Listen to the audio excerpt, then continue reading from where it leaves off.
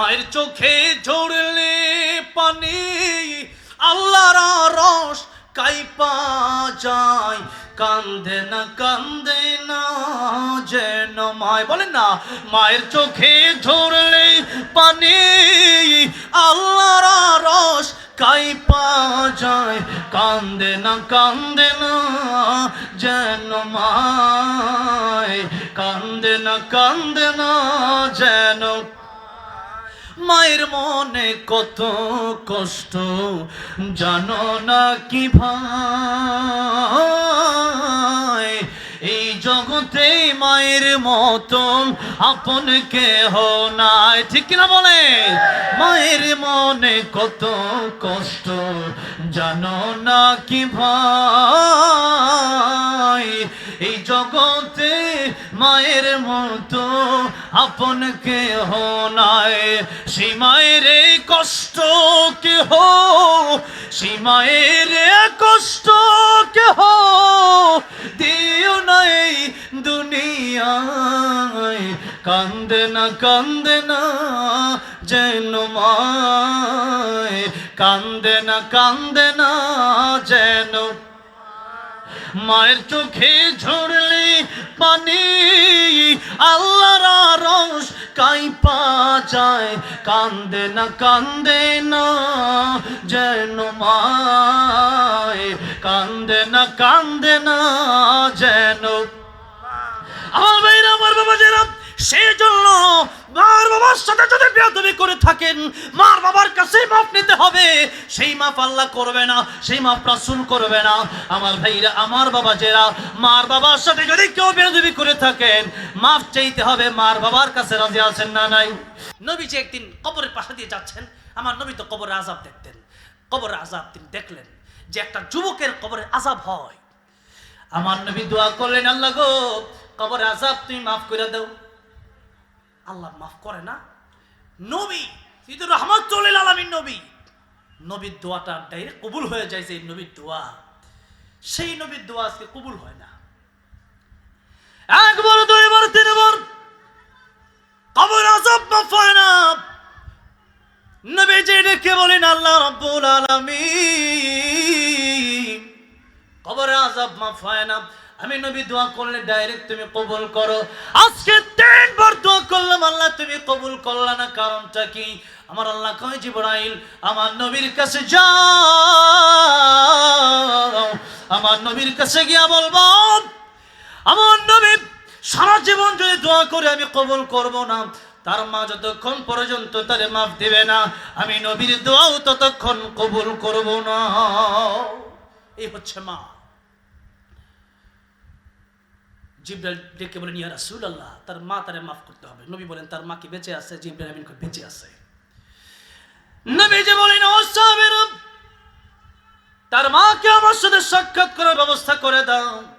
সাক্ষাৎ হয়ে গেল। নবী বললেন, এটা কার কবর? যুবকের মা ডেকে বললেন, ইয়া রাসূলুল্লাহ, আমার সন্তানের কবর। নবীজি ডেকে বলেন, ও যুবকের মা, এই কবরে আযাব হয়। আমি নবী তো কবরের আযাব দেখি, আপনি তো দেখেন না। মহিলা, এটা কি তোমার সন্তান? আসলেই বলে, হ্যাঁ। আমার নবী তো রহমতের নবী, আমার নবী সইতে পারেন না। দেখে বলেন, যুবকের মারে, তোমার এই সন্তান কি তোমার সাথে কোনো বিয়াদবি করেছে? মহিলা ডেকে বলে, ইয়া রাসূলুল্লাহ, এই সন্তানটা স্ত্রীর পক্ষ নিতে গিয়ে একদিন আমাকে আঘাত করেছিল। সে আঘাত এখনো পর্যন্ত আমি বলি নাই গো নবী। ইয়া রাসূলুল্লাহ, ইয়া হাবিবাল্লাহ, তার কবরে আযাব হইলে হোক, আমি তারে মাফ করব না। আমার নবী কয়, যুবকের মারে, তুমি তো কবরে আযাব দেখো না, তোমার সন্তানের কবরে আযাব দেখলে মনে হয় তুমিও সইতে পারবা না। আমার নবী তার উম্মতের জন্য কত মায়া রে। আমার নবী ডেকে বললেন, ও যুবকের মা, তুমি কি তারে মাফ করবা না? মহিলা ডেকে বলে, ইয়া রাসূলুল্লাহ, তারে আমি মাফ করতে পারবো না। আমার নবী আমার আল্লাহকে ডেকে বললেন, ও আল্লাহ, এই মহিলাকে আমাকে যেমন তুমি কবরে আযাব দেখাচ্ছ, আমার নবী একদিন বললেন, আমার মনে হয় আমার উম্মতকে আমি আমার আল্লাহর কাছে আমি দোয়া করি, এই উম্মতকে যেন আল্লাহ কবরে আযাব দেখার সুযোগ দিয়ে দেয়। কিন্তু আমি নবী কেন দোয়া করি না জানুনি? কারণ হচ্ছে এই উম্মত যদি কবরে আযাব দেখে, তার মায়ের লাশ নিয়ে কবরে যাবে না, বাবার লাশ নিয়ে কবরে যাবে না, ভাইয়ের লাশ নিয়ে কবরে যাবে না, কবরে আযাবের ভয়। যে আমার ভাই কত গুনাহ করছে, এরে যদি কবরে রাখি, কবরের চাপ আমি সইতে পারবো না, সাপের কামড় আমি সইতে পারবো না, জাহান্নামের আগুন আমি সইতে পারবো না। সেই জন্য নিজের ভাই নিজের ভাইরে কবরে রাখবে না, সন্তান তার মা বাপরে কবরে রাখবে না, নাতি তার দাদারে দাদিরে কবরে রাখবে না, নানারে নানিরে তার নাতি কবরে রাখবে না, বাবা মা তার সন্তানকে কবরে রাখবে না। এই জন্য নবী বলেন, আমি আল্লাহর কাছে বলিও না, কারণ দুনিয়ার মানুষ সইতে পারবে না। আমার নবী দোয়া করলেন, আল্লাহ, এই মহিলাকে তুমি কবর আযাবটা দেখার ব্যবস্থা করে দাও। আমার নবীর দোয়া কবুল হয়ে গেল। এবার আমার আল্লাহ রাব্বুল আমিন ডাক দিয়া বলেন, নবী আমার আপনার দোয়া কবুল করে নিলাম। যেই মাত্র মহিলা দেখলো তার সন্তানের কবরে আযাব হয়, মহিলা চিৎকার মেরে বেহুশ হয়ে গেছে। আল্লাহু আকবার। যেই মাত্র বেহুশ হয়ে গেছে, জ্ঞান ফেরার পরে আবার ডাক দিয়ে বলি, ইয়া রাসূলুল্লাহ, ইয়া হাবিবাল্লাহ, কবর আযাব যে এত কঠিন আমি বুঝতে পারি নাই। ইয়া রাসূলুল্লাহ, ইয়া হাবিবাল্লাহ, আমার সন্তানের আযাব নিজ চোখে দেখে এটা আমি সইতে পারি নাই। আমি তো মা, যত কষ্টই হোক না কেন এটা আমি আর মনে রাখতে চাই না। ইয়া রাসূলুল্লাহ, আমি মাত্র এই মুহূর্তে মাফ করে দিলাম। যে মুহূর্তে মা সন্তানকে মাফ করে দিয়েছে, সাথে সাথে যুবকের কবরের আযাব বন্ধ হয়ে গেছে। আমার ভাইরা, আমার বাবাজিরা, মা আর বাবার মর্যাদা কত বেশি একটু কি বলবো, 1-2 মিনিট। মা আর বাবা, আমার নবী ডাক দিয়ে বলে, ও সবিরা, মার বাবার দিকে যদি একবার তাকাও, একবার তাকানোর কারণে একটা কবুল হজের সওয়াব আল্লাহ দিয়ে দিবেন। সুবহানাল্লাহ। আচ্ছা এবার বলেন তো, হজ করা কি সহজ না কঠিন? টাকা পয়সা দরকার আছে, 8-10 লাখ টাকা লাগে, এরপরে যাইতে হয়, পাসপোর্ট করতে হয়, ভিসা করতে হয়, লং জার্নি কইরা বিমান দিয়ে যাইতে হয়, এরপরে দেখা গেছে তোয়াফ করতে হয়, সাই করতে হয়, মিনা যেতে হয়, মুজদালিফায় যেতে হয়, আরাফায় যেতে হয়, কুরবানি করতে হয়, অনেক কাজ। এরপরেও হজটা কবুল হয়েছে কিনা তার জানা। আর আমার নবী কয়, মায়ের দিকে একবার তাকাও, কবুল হজের সওয়াব। বাপের দিকে একবার তাকাও, কবুল হজের সওয়াব। আরে ওয়াজ কি 2 ঘন্টার ওয়াজ লাগে নাকি? একটা ওয়াজ 1 মিনিটে দিদাই বাড়ি লিয়ে যান, ঠিক না বেঠিক বলেন? এই জন্য কবিও বলেছেন, একটি হজের সওয়াবে মিলে মাকে একবার দেখিলে, মা কেন এত দামি জানে না সকলে, মা কেন এত দামি বলেন না, মা কেন এত দামি জানে না সকলে, মা কেন জানে না সকলে। কবুল হজের সওয়াবে মিলে, একটি হজের সওয়াবে মিলে, মাকে একবার দেখিলে, মা কেন এত দামি জানে না সকলে, মা কেন এত দামি জানে না সকলে। আল্লাহু আকবার বলে। আমার নবীর কাছে প্রশ্ন করা হলো, ইয়া রাসূলুল্লাহ, সবচেয়ে বেশি ভালো ব্যবহার করার সবচেয়ে বেশি হক আমার কাছে কে পায়? নবী বললেন, উম্মুকা, তোমার মা। ইয়া রাসূলুল্লাহ, পরে কে? নবী কয় তোমার মা। ইয়া রাসূলুল্লাহ, পরে কে? নবী বলেন তোমার মা। আল্লাহু আকবার। ইয়া রাসূলুল্লাহ, পরে কে? আমার নবী কয় তোমার বাবা। 3 বার বললেন মায়ের কথা, কারণ মা 3টা জায়গায় যত কষ্ট করছে, বাবা ওই কষ্টগুলো স্পেশালি করে নাই। মা গর্ভধারণের কষ্ট করেছে, মা একটা বাচ্চা যখন জন্ম নেয়, মায়ের মনে হয় মা মরে যাবে, এরপরেও মা যখন মা ডাকটা শুনে, মায়ের কলিজা ঠান্ডা হয়ে যায়।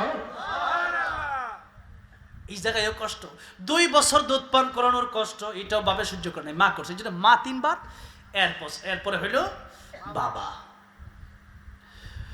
নারীর মর্যাদা এর মাধ্যমে আল্লাহ নবী বাড়াইয়া দিলেন।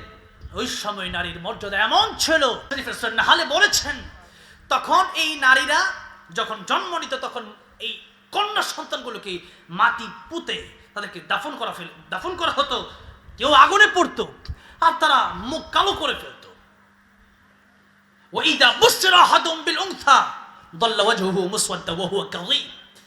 আল্লাহ বলছেন যখন তাদেরকে কন্যা সন্তানের শোষণ মধ্যে হইতো তখন তারা মুখ কালো করে ফেলতো, মনক্ষুণ্ণ হইতো যে আমার মেয়ে সন্তান হয়েছে। এরকম একটা সমাজ ছিল। আজকে নারীবাদীরা বলে নারীদেরকে ইসলাম ঠকাইছে কেন? কয় যে ছেলেদেরকে 2 ভাগ দিছে, নারী 1 ভাগ পাইছে, ঠকাইছে। তাহলে আমি আপনাদেরকে জিজ্ঞাসা করতে চাই, ও নারীবাদীরা, হিন্দুদের যখন মেয়ে হয় তাদেরকে কি সম্পদের ভাগ দেওয়া হয়? বিয়ার সময় স্বর্ণ গয়না বেশি দিয়া সালাম আলী দিয়ে বিদায়, যেরকম ঠিক না বেটি? আর ইসলাম যে 1 ভাগ দিছে এটা শুকরিয়া আদায় করা দরকার কি দরকার না? এখন আরেকটা কথা আছে, আরে নারীদেরকে নিয়ে আওয়াজ করলে, আমি পরশুদিন আমার ওয়াজের সাবজেক্ট ছিল ঢাকা খিলক্ষেত একটা মাদ্রাসায় দিনের বেলা মাহফিল ছিল, সেখানে সাবজেক্ট ছিল ইসলামে নারীদের মর্যাদা ও অধিকার। এটা নিয়ে আলোচনা করলে বুঝতেন যে নারীদেরকে আল্লাহ কি সম্মান দিয়েছে। যেই নারীকে তারা মানুষই মনে করতো না, সেই নবী জাইসা বলেন আল জান্নাতু তাহতা আকদামিল উম্মাহাত, মায়ের পায়ের নিচে জান্নাত। আর মায়ের হক 3 বার বলে এই নারীর মর্যাদা আল্লাহ নবী ইসলাম বাড়ায় দিচ্ছে, সুবহানাল্লাহ। একটা দৃষ্টান্ত দেই, 1:17 বেজে গেছে, ওয়াজ শেষ হবে 1:30টায়, এরপরে গজল, এরপরে আরো বিভিন্ন কিছু বাকি আছে। এরপরে কারণ এত ভালো লাগতেছে ওয়াজ করে, আর স্টেজে এমন শ্রোতা পাইছি আজকে আমার জীবনে এমন শ্রোতা পাই না। আল্লাহু আকবার, এমন শ্রোতা স্টেজে প্রথম পাইছি। এমন শ্রোতা স্টেজে থাকলে কি এর 1 ঘন্টা ওয়াজ করতাম? ওয়াজ করবো সারা রাত ইনশাল্লাহ, কি কর? যদি আল্লাহ তৌফিক দেয়। তো এখন আসেন, হ্যাঁ গজল তো গাইলামই মোটামুটি 10-12টা, আরো গাবো ইনশাল্লাহ। এবার দেখেন নারীদের কথা আরেকদিন বলবো ইনশাল্লাহ, শুধু এতটুকু মনে রাখেন, একজন সন্তান তার বাবার কাছ থেকে পাইলেও পরবর্তী তার দায়িত্ব অনেক। আর একজন নারী তার বাপের কাছ থেকেও পায়, তার ভাইয়ের কাছ থেকেও পায়, তার স্বামীর কাছ থেকেও পায়, তার সন্তানের কাছ থেকেও পায়। তাহলে নারীদেরকে ইসলাম 3 গুণ বেশি দিছে আরো, যেরকম সুবহানাল্লাহ। আরেকটা এক্সাম্পল দিই, মনে করেন 2 জন সন্তান, একজন বাবা, এক সন্তানের বয়স 20 বছর, আরেকটার বয়স 8 বছর, 2টারে বাজারে পাঠাইছে। ছোট দিছে 100 টাকা আর বড় জন দিচ্ছে 1000 টাকা। বড়টারে কইছে যে এই 1000 টাকা দিলাম, মাছ আনবি, মুরগি আনবি, গরু আনবি। হ্যাঁ গরু বস্তু কিনলে 1000 লাগে, কল আর 1000, 2000 দিলাম। এখন তারে 2000 দিল আর ছোটটারে 100 দিল। বড়টা বাজার করতে গিয়া 2000 তো লাগছে, নিজের পকেটে রিক্সা ভাড়া দেওয়া লাগছে। আর ছোটটারে চকলেট, চিপস, আইসক্রিম কিনা দিচ্ছে। আর ওই যে ছোটটারে 100 টাকা দিয়েছিল ওইটা পকেটে ওই আছে, ওইটার কোনো দরকার নাই, ওইটা এমনি ফ্রি। এখন কেউ যদি কয় বাপে তো দেওয়া লাগে মহা খারাপ, কই কেন? বাপে তার 20 বছরের সন্তানকে 2000 টাকা দিয়ে বাজারে পাঠায়, আর এই 8 বছরের সন্তানটা 100 টাকা, এটা কেমন বাপ? এটা তো সন্তানের হক দেয় না। বলেন তো এটা কি জ্ঞানী না মূর্খ? তার তো বুঝার দরকার। এরা যে 2000 টাকা দিচ্ছে তো অনেক কাজ। আরে বিয়ের সময় সন্তান যখন বিয়ে করতে যাবে, এই সন্তানের দেনমোহর দেওয়া লাগবে না? দেওয়া লাগবে। নারীর কিন্তু দেওয়া লাগবে না, যৌতুক কিন্তু দেওয়া লাগবে না। এরপর যৌতুক চায় আর আপনি যদি দেন তাহলে আর কি করার? হারাম তো হারামি। ভাইয়ের আমার, বাবাজিরা আমার, তাহলে এবার আসেন। আর শ্বশুর যদি খুশি হয়ে দেয় তাহলে নিয়ন যাবো না, শ্বশুর যদি খুশি হয়ে দেয় তাহলে নিয়ন যাবো, তাহলে সমস্যা নাই। কিন্তু আপনি বলতে পারিবেন না যে আমাকে একটা মোটর সাইকেল না দিলে আমি কিন্তু বিবাহ করিব না। বলতে পারেন কথা? পারেন, আপনি দিবেন তাকে। আবার আল্লাহ কোরআন শরীফে বলেছেন, যেখানে এই দেনমোহরের কথা বলেছেন সেখানে বলছে স্ত্রীও যদি খুশি হয়ে দেয় সেটাও তুমি খুশি মনে নিতে পারো, জোরে কোন সুবহানাল্লাহ। এর মানে এমন না যে 2 লাখ টাকার বান্ডিল এনে রাখা আপনি কইলেন যে আমি একদিকে টাকা, একদিকে তুমি কাকে চাও। তখন স্ত্রী যদি কয় না আমি তোমার এসে, তাহলে এটা আবার জুলুম হয়ে যাবে। স্ত্রী যদি কয় না আমার জামাইটা মোটামুটি টাকা পয়সা দরকার, অভাবে আছে, আমার তো দেনমোহর তুমি দিছো 10 লাখ টাকা, আমি তোমার খুশি হয়ে 2 লাখ টাকা দিলাম, খাইও, নিতে পারবেন, সমস্যা নেই। কিন্তু ভাইয়ার আমার, বাবাজি আমার, জোর করে চাওয়া যাবে না। তাহলে সন্তানের অনেক কাজ। এরপরে ইসলাম বলে একটা সন্তান যখন বালেগ হয়ে যায় বাবার দায়িত্ব তার উপর থেকে শেষ। আরেকটা মেয়ে যদি হয়, এই মেয়ে যতদিন পর্যন্ত বিয়ে না হচ্ছে ততদিন পর্যন্ত বাবার দায়িত্ব। আর যদি বাবা কোনো কারণে মা জোর থাকে তাহলে ভাইয়ের দায়িত্ব। এরপরে স্বামীর কাছে গেল, স্বামীর দায়িত্ব। এখন সন্তান হয়েছে, সন্তানের দায়িত্ব তার মানে তার কোনো কষ্টই নাই। আল্লাহ বলেন কারো না কারো মাধ্যমে তাকে চালাচ্ছেন। যেই 1 ভাগ পাইছে ওইটা তো বোনাস, যেরকম ঠিক না বে ঠিক? এই জন্য আর যাদের বোন আছে বা যাদের মেয়ে সন্তান আছে এদেরকে যে এক বাঘটা দিতে বলছে ওইটাও যদি না দেন তাহলে আবার আপনি কিয়ামতের ময়দানে আপনার জবাব দেওয়া লাগবে। ভাইয়েরা আমার, বাবাজিরা আমার, আসুন মা বাবার কথা বলছিলাম, নারীদের মর্যাদার কথা বললাম, অনেক আলোচনা। এবার আসেন সামনের দিকে যাই। নবীজি বলতেছেন তোমার এই যে মা বাবা এত আপন, তোমার স্ত্রী এত আপন, এই আপনরা কিন্তু তোমার সাথে কবরে যাবে না। এবার নবীজি বলেন, শেষ কথা, নবীজি বলেন ও দুনিয়ার মানুষেরা, মৃত্যু তোমাদের হবে। আল্লাহ যেহেতু তোমাদের জন্য মৃত্যুকে অবধারিত করে রেখেছেন, কুল্লু নাফসিন যায়িকাতুল মাউত, মৃত্যু যদি সবার গ্রহণ করতেই হবে, সেজন্য তোমাদেরকে কবর যেহেতু যেতেই হবে, ওই কবরে তোমার একটা ভাই হলো তোমার সম্পদ, কবরে যাবেন এই সম্পদ নিয়ে কারাকারি শুরু হয়ে যাব। কথা বোঝেন নাই? সম্পদ নিয়ে কারাকারি শুরু হয়ে যাব। আমি এমনও দেখছি যে লাশের বাবা মারা গেছে, লাশের আঙ্গুলের ছাপটা পর্যন্ত সে নেওয়ার লেগে পাগল হয়ে গেছে। বাবা মারা গেছে, আমার এলাকার ঘটনা, দাফন দিব কি, কেনা জমি কেমনে নিব সিস্টেম করে তাড়াতাড়ি এটার লেগে পাগল হয়ে গেছে, কারো চোখে পানি নাই। আহা, আরে আপনার বাপ যখন সম্পত্তিটা কিনছিল নিজে না খাইয়া মিষ্টি খাইতে মন চাইছিল, সব ফালাইয়া দিছে, কয় না খাইলাম না, কিছে ময়লা ফালাই দিছে। আপনার বাপে এত কষ্ট করে সম্পত্তি জোগাড় করছে, আর আপনি বাপের সুন্দরকে দাফন না দিয়া, আপনি কোরআন শরীফ না পড়াইয়া, বাপের জন্য নামাজ পড়া দোয়া না কইরা আপনি বলতেছেন যে জমি জামা নিয়ে পাগল হয়ে গেছেন। আপনার বাপে যে কামাই করছে কষ্ট হয় না? তাহলে দাফন করার সময় এটা মনে হইলো না?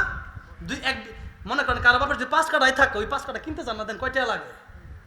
সারা জীবন ওয়াশ করে 1 কাঠা জমি কিনতে নেই এখন পর্যন্ত। আপনারা কি মনে করেন?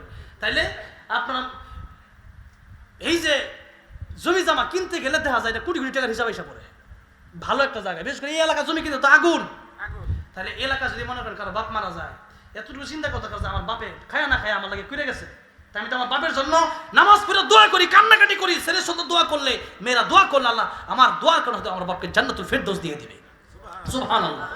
সেটা না কইরা মারামারি শুরু হয়ে যায়, কখন জায়গা পাবে, কেন এত মারামারি কেন? আপনার বাবা যেমন চলে গেছে আপনারও যাওয়া লাগবে।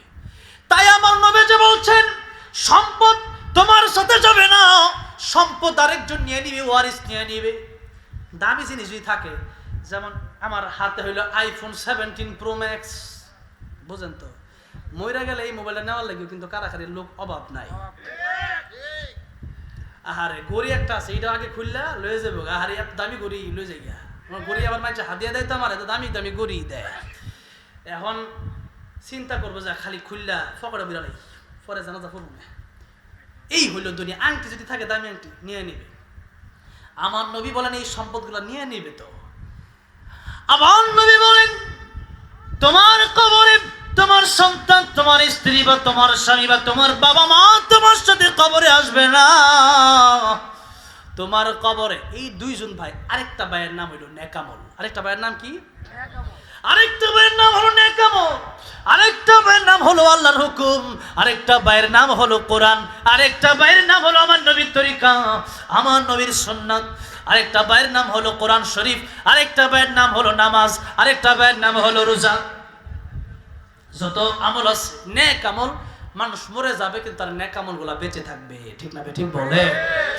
यहाँ हम सब मुसाफिर हैं, वही आखिर ठिकाना, कोई आगे रवाना है, कोई पीछे रवाना।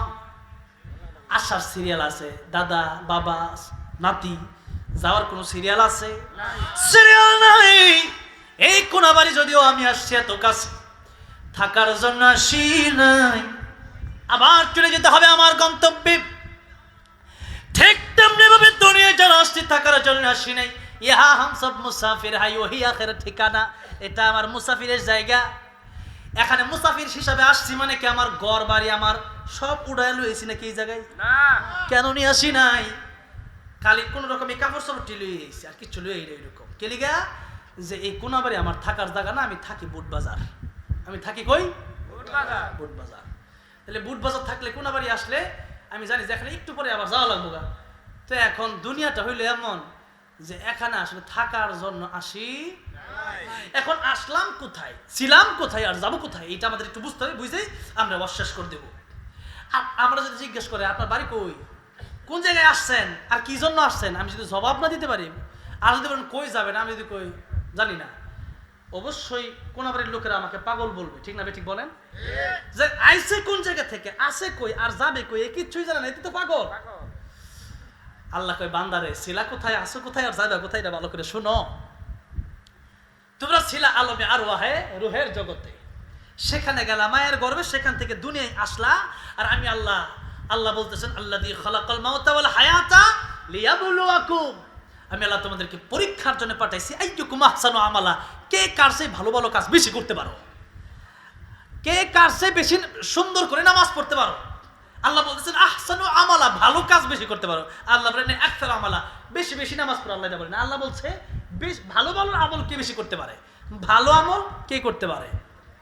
একটা সেজদা দিবেন, সেজদার মধ্যে গিয়ে মনে করবেন যে আমার আল্লাহর কুদরতি কদমটা আমার কপালের নিচে, আর আমার কপালটা আমি এই মুহূর্তে পৃথিবীর কেউ আমার সামনে নাই, কেবল আমার আল্লাহ আমার সামনে। ও আল্লাহ আমার তুমি মাফ করে দাও, দেখবেন শান্তি লাগবে। আর যদি আল্লাহু আকবার আল্লাহু আকবার কে উঠতে পারেন, কি নামাজ পড়ছেন, খুশু নাই, যার কারণে এই নামাজে মজাও পাওয়া যায়। যার কারণে আমার নবী বলেছেন শেষ জামানায় মসজিদে হবে কিন্তু হেদায়েত থাকবে না, মসজিদ হবে দামি দামি মুসল্লি থাকবে না। আজকাল মসজিদ কম না বেশি? আমাদের এলাকায় দেখছি একটু এলাকা একটু কথা কাটা যদি কি কয় যায়, আঙ্গ মসজিদ করছি আমরা, তোরা এত না তুমি করছ কে, হ্যাঁ আমিও একটা করবো, হ্যাঁ একটা করে বই রয়েছি, ঠিক না? ঠিক বলে, কিন্তু মুসল্লি নাই।